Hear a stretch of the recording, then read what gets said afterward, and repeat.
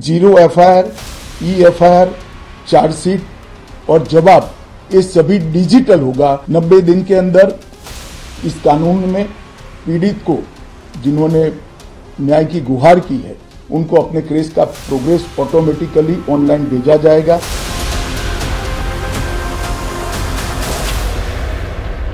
तीन आपराधिक कानून, भारतीय न्याय संहिता, भारतीय नागरिक सुरक्षा संहिता और भारतीय साक्ष्य संहिता 1 जुलाई से देश में लागू हो गए हैं। 3 नए आपराधिक कानून लागू होने के साथ कई धाराएं भी बदल दी गई हैं और इसके साथ ही अंग्रेजों के समय के बनाए कानून का अंत हो गया है।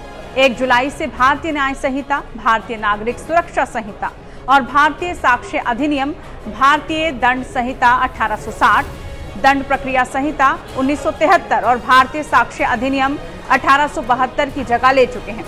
नए कानूनों में पीड़ितों को न्याय पर जोर दिया जाएगा, इसलिए इसे भारतीय दंड विधान से बदलकर भारतीय न्याय संहिता किया गया है। धाराएं किस तरह से बदली हैं, इसे भी अब समझ लेते हैं। पहले हत्या की कोशिश के तहत आईपीसी की धारा 302 के तहत मामला दर्ज होता था, अब ये बीएनएस के तहत 103 में दर्ज होगा।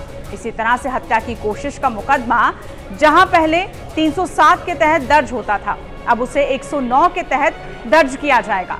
जबकि रेप और गैंगरेप के मामले में आईपीसी की धारा 375, 576 के तहत मामला दर्ज होता था, अब ये मामला बीएनएस के तहत 63, 64, 70 के तहत दर्ज होगा।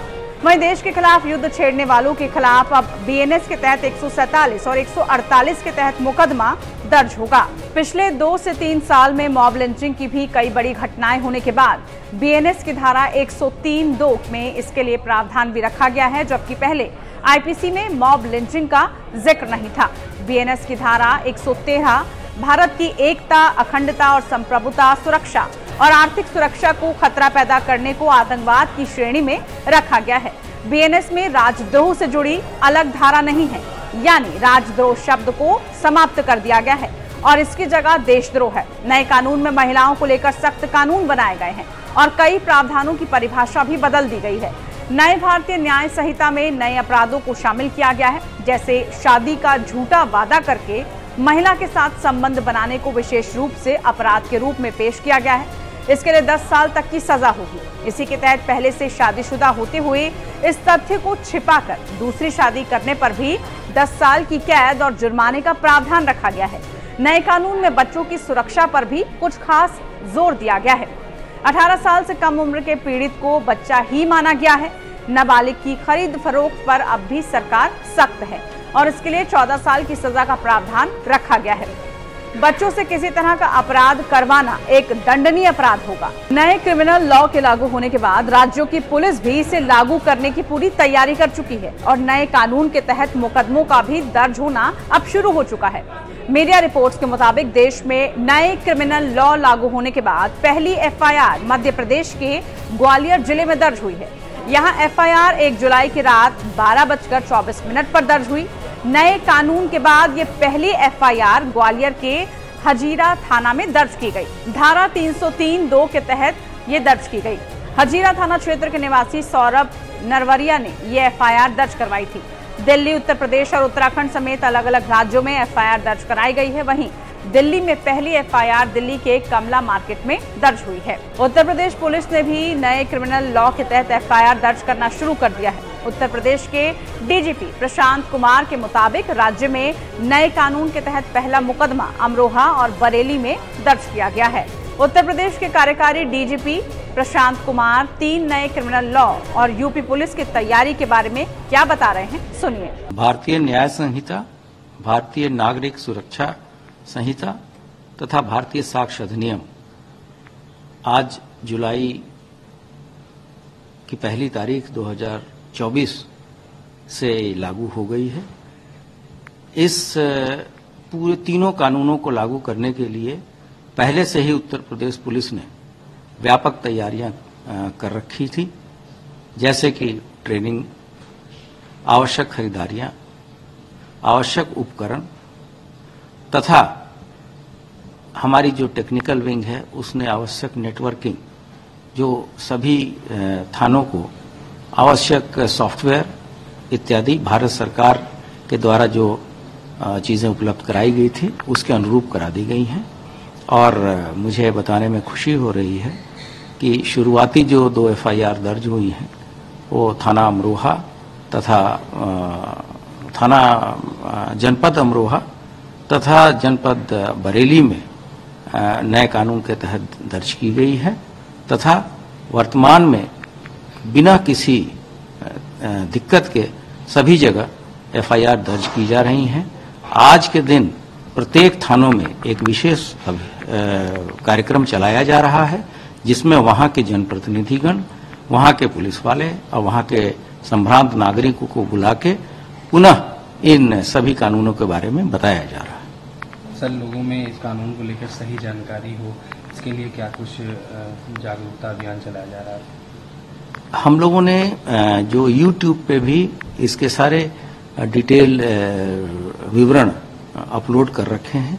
सभी थानों में भी इसके आवश्यक पोस्टर, पैम्फलेट्स इत्यादि वितरित किए गए हैं और पुलिस ने कुछ सॉफ्ट कॉपी बना के सभी सोशल मीडिया प्लेटफॉर्म्स पे डाले हैं ताकि पुराने और नए कानूनों के बारे में लोगों को ज्ञान हो सके। साथ साथ ये भी बताना है कि जो 1 तारीख के पहले जो कानून लागू थे उनका भी अभियोजन मतलब प्रोसिक्यूशन उन्हीं धाराओं में चलेगा, उनमें कोई धाराओं का परिवर्तन नहीं होना है। आपको बता दें कि नए कानून लागू होने के साथ FIR जांच और सुनवाई के लिए अनिवार्य समय सीमा तय की गई है। अब सुनवाई के 45 दिनों के भीतर फैसला देना होगा। वहीं शिकायत के 3 दिन के भीतर FIR दर्ज करना अनिवार्य होगा। इन कानूनों के लागू होने से कोई भी व्यक्ति अब पुलिस थाना गए बिना ही इलेक्ट्रॉनिक माध्यमों से घटनाओं की रिपोर्ट यानी कि E-FIR भी दर्ज करा सकता है। नए कानून को लेकर गृह मंत्री अमित शाह ने कल शाम एक प्रेस कॉन्फ्रेंस भी की थी। उन्होंने इस बारे में क्या बताया था, आपको सुनाते हैं। ये विश्व की सबसे आधुनिक न्याय प्रणाली बनेगी, इसका मुझे विश्वास है। कंप्यूटराइजेशन की प्रक्रिया ऑलरेडी पूरी हो गई है। 99.9% थाने कंप्यूटराइज हो चुके हैं। ई-रिकॉर्ड जनरेट करने की प्रक्रिया भी हमने 2019 से ही चालू कर दी थी। 0 FIR, E-FIR, चार्जशीट और जवाब ये सभी डिजिटल होगा। किसी को बड़े बड़े जेरोक्स निकालकर करने की जरूरत नहीं है। 1 लाख पेज की चार्जशीट भी एक छोटे से पेन ड्राइव से जजेस के सामने जाएगी और पक्षकर्ताओं को दिए जाएगी। 90 दिन के अंदर इस कानून में पीड़ित को जिन्होंने न्याय की गुहार की है उनको अपने केस का प्रोग्रेस ऑटोमेटिकली ऑनलाइन भेजा जाएगा। हमने इसके अंदर 7 साल और उससे ज्यादा सजा वाले सभी गुना में फोरेंसिक की टीम की विजिट को कंपलसरी कर फोरेंसिक एविडेंस को कानूनी जामा पहनाने का काम किया है। मैं मानता हूं कि इससे बहुत फायदा होगा। दोष सिद्धि का प्रमाण हम बहुत आगे तक ले जा पाएंगे। साक्ष्यों की रिकॉर्डिंग और जांच पड़ताल में रिकॉर्डिंग की अनुमति दी है।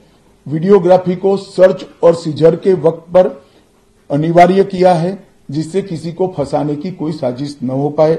ई बयान बलात्कार की पीड़िता का या छेड़खानी की पीड़िता का ई बयान को भी कानूनी माना गया है और कोर्ट में ऑडियो वीडियो के माध्यम से पेशी करने का भी प्रावधान हमने किया है।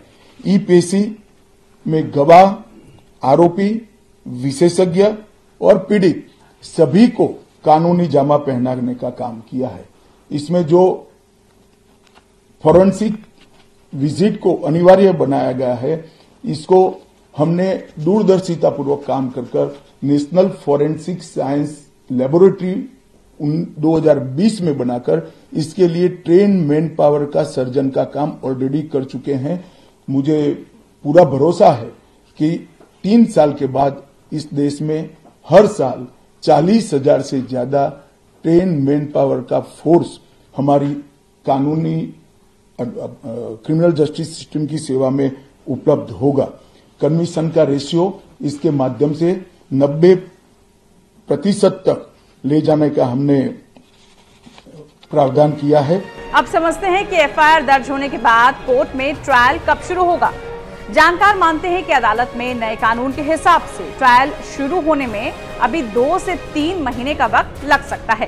कानूनी जानकारों के मुताबिक एफआईआर के तुरंत बाद ट्रायल शुरू नहीं होता, बल्कि इसके लिए एक प्रक्रिया यानी एक प्रोसेस होता है जिसका पालन करना होता है। जब भी नई एफआईआर होती है तो उसकी कॉपी अगले दिन संबंधित मजिस्ट्रेट के कोर्ट में भेजी जाती है। इसे ऐसे समझिए कि 1 जुलाई को जिन मामलों में क्रिमिनल केस दर्ज हुए हैं उनकी कॉपी 24 घंटे के अंदर मजिस्ट्रेट के कोर्ट में पहुंच गई होगी। नियम के मुताबिक 24 घंटे के भीतर ही आपराधिक केस में गिरफ्तारी के बाद आरोपी को मजिस्ट्रेट के सामने पेश करना होता है। इसके बाद पुलिस आरोपी को रिमांड या फिर जेल भेजने की गुहार लगा सकती है। जैसा कि केंद्रीय गृह मंत्री अमित शाह ने कहा है कि लागू हुए 3 आपराधिक कानून देश में सबसे आधुनिक आपराधिक न्याय प्रणाली को जन्म देंगे।